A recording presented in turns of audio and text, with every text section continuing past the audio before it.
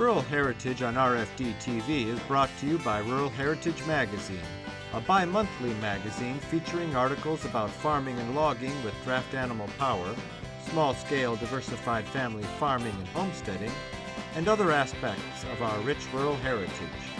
Rural Heritage Magazine, borrowing from yesterday to do the work of today. For subscription information, please call 319-362-3027 or order online at www.ruralheritage.com. Hi, I'm Joe Mishka with Rural Heritage Magazine, welcoming you to another half hour of Rural Heritage on RFD TV. Today we're at the Tom Renner Stock Farm in Bellevue, Illinois, where Tom is hosting what he's calling the 100 Years of Farm Progress Day. We're different than any other event because we have the very, very old, I think it's from 100 years or more old, and we've got the very, very newest. We've got the combine with the cameras that use a computer to adjust everything, and then we've got everything from oxen to horses plowing, so it's a wide, wide range. So this is what we call 100 years of horsepower.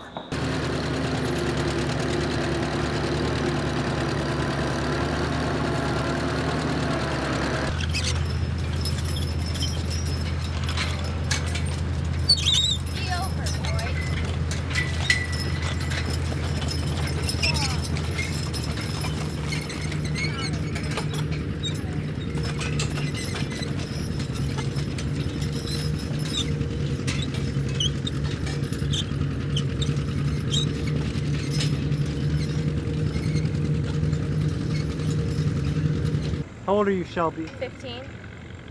You like driving the horses? Yeah. Do you do it at home? Yeah. What else do you do with them at home? We disc with them and pull a sled around in wagons and carts. And the sled you do in the wintertime or summertime? On the Both. ground? Both? Uh-huh. Just to keep them in shape for coming out to these things. Do you show too? Not really much Uh-huh. anymore. We go to maybe one state fair a year. This is more fun. Yes. More fun. More Good camaraderie. people. Less stress. Well, thank you very much. It was nice visiting with you. You're doing a good job. Thank you. All right, boys. Comet, Amos. Comet, Amos.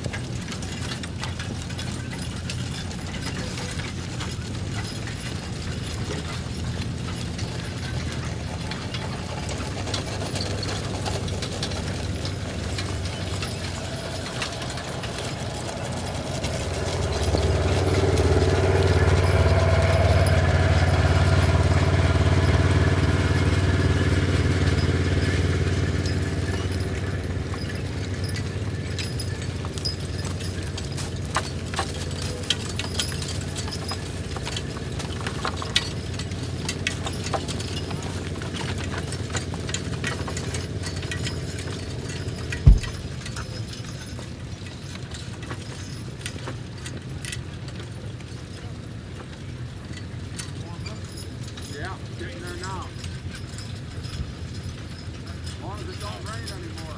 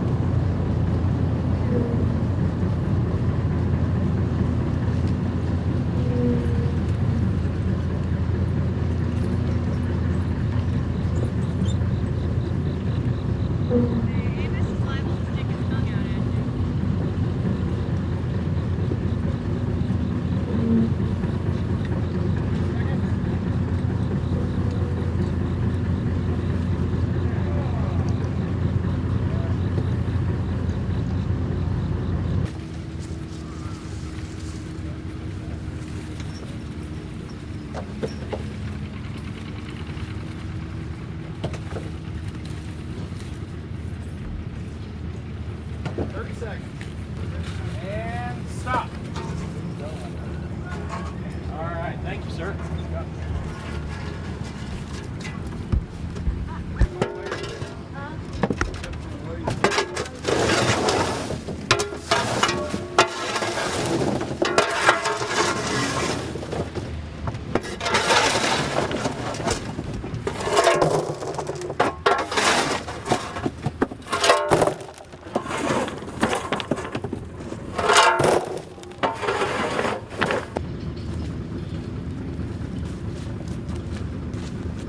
Okay, who's up?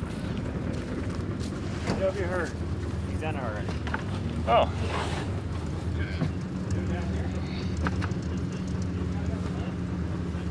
How'd you do? I don't know. He's doing 50 pound even.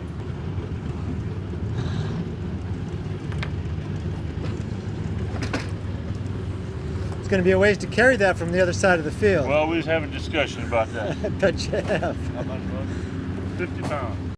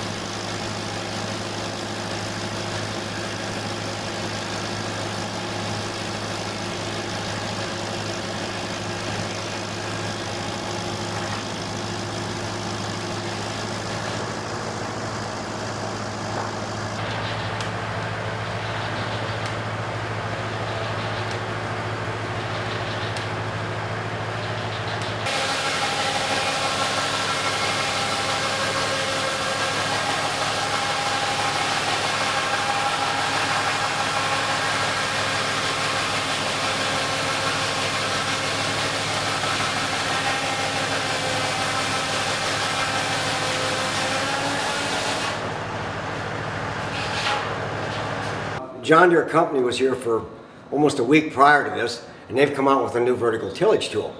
And they wanted to film me with the horses right alongside this new vertical tillage tool, which I thought was neat. And he said, we want you out there just as the sun comes up. So they came here at 6 o'clock, and I started at 4:30 getting horses ready to go on that. And so that wasn't quite as neat for me. But they kept saying, look at where we've come from. I said, really, folks? I said, I think you got a great tool. I said, but all you did is take the disc that we have here, a Model K disc that's 100 years old, that cost $110 in those days. I said, and then you've taken a chopper reel, which we had 100 years ago, put that behind it. You've cut a couple harrow sections behind that, and you've added down pressure, which we haven't, but we could put concrete blocks on as far as that's concerned. And I said, it's not revolutionary. All this tool is things that have been taken from the past. And they kind of looked at me kind of funny. Well, I guess. And I said, you could have bought this disc for $110, and you could have probably bought the team with the harness for under $2,000 that days. Good harness, good horses. I said, so we're talking $2,100, $2,500. And I said, this outfit here, it's a very nice, very elaborate mechanical front tractor. Between the tractor and the tool, you're talking a little under $500,000. So where are we really going? I mean, it's very nice, it's very modern, very convenient. You touch the laptop here and you program in the down pressure and the depths and all this kind of stuff. But really, when it's all said and done, I can do the same thing with this tool. It just takes me longer and more trips. Hi, I'm Joe Mishka of Rural Heritage Magazine. I'm on location of one of the many events we cover that celebrates our rural heritage. If you enjoy our show, check out our magazine, where you'll learn more about the people that blend the past with what works today. You can save almost 20% off the newsstand price by subscribing at ruralheritage.com or chat with us at 877-647-2452. That's toll-free 877-647-2452.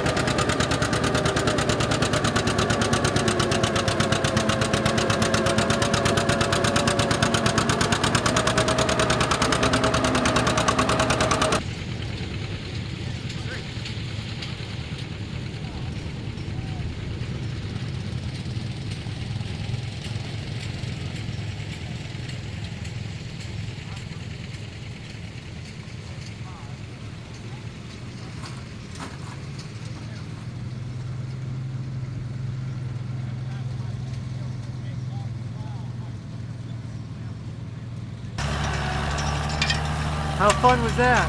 Huh? How fun was that? When's the last time you did that? 50 years ago? 60 years ago? Yeah. It was as much fun now as it was then. Okay. How's that? One of the fun things about today is you get a chance to realize how far agriculture has come. Okay. And how much more we can do with less. We've been standing over by the soils pit with some of my fellow workers talking about that how would you like to make a living trying to farm the way that the horses and mules and things go? People do it every day. They do it every day. Yeah. And you got to do something like this to remember how blessed we really are. Yeah. Well, my magazine is all about people that are making a living doing it this way. Yeah. Today, and are more successful than their neighbors that are farming with big machines. Yeah, they could be. I work in conservation. Okay. You may figure that out. And so part of the reason we're out here with all of this is we're talking about soil health.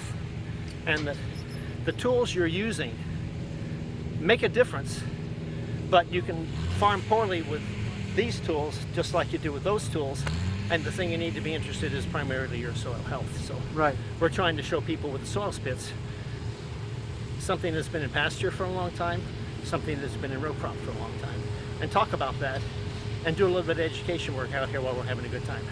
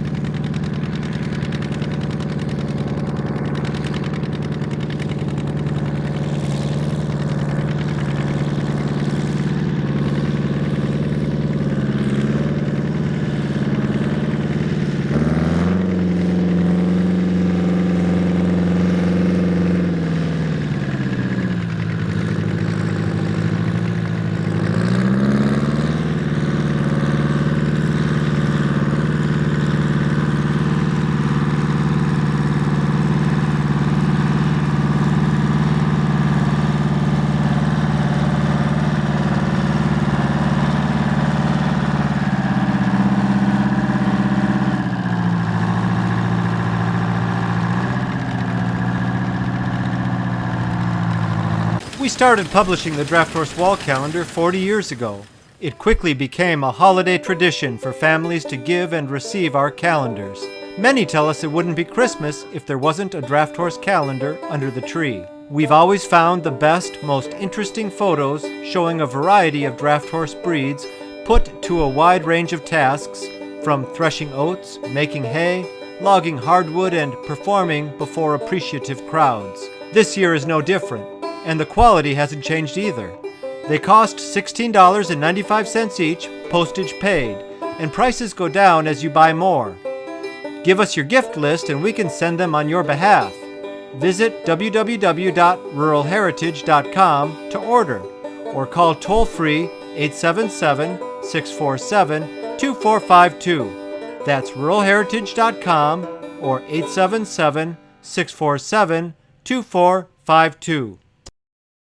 I'm with the U.S. Army Corps of Engineers out of the St. Louis district, but for about 10 years I worked for the folks with the Natural Resources Conservation Service. I'm a wetland soil scientist, and the reason they asked me to come out and talk to whoever would be interested would just kind of explain the soil that we have on site, describe some anomalies, because we have a situation behind you where it's 50 lateral feet away, but there's a completely different soil, and kind of discuss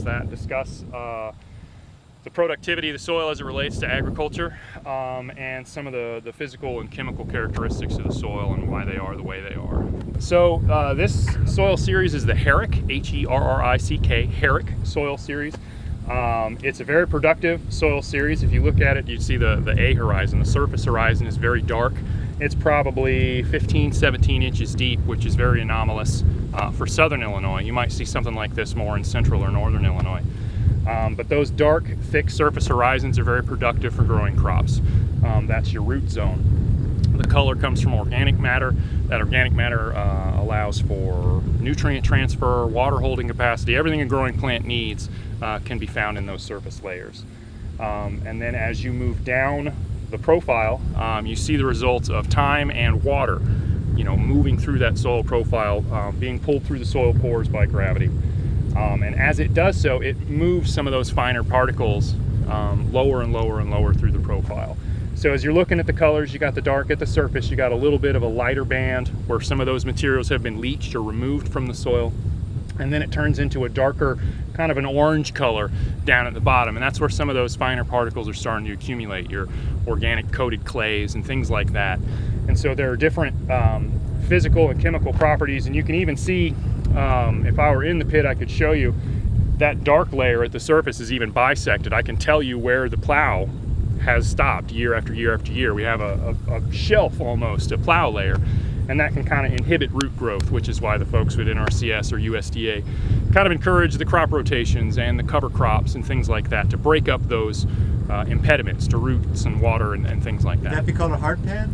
That's not a technical hard pan, but it serves that purpose. It does provide a feature, a physical feature in the soil that the roots, it broke off, but we saw a root yesterday that grew down to that layer and then turned horizontal because it was just too difficult to grow through. And so that's kind of why they encourage varying tillage techniques and cover crops and things like that to try and break that up, because that shows up with the same thing time after time after time. The round discs that guys use to break up residue and rough surface soil, that's what that does, is it basically creates those those thicker, denser layers. This is that surface layer. It's very productive. It has the highest water holding capacity. It has the most organic material, thus the most nutrients, plant food, things like that.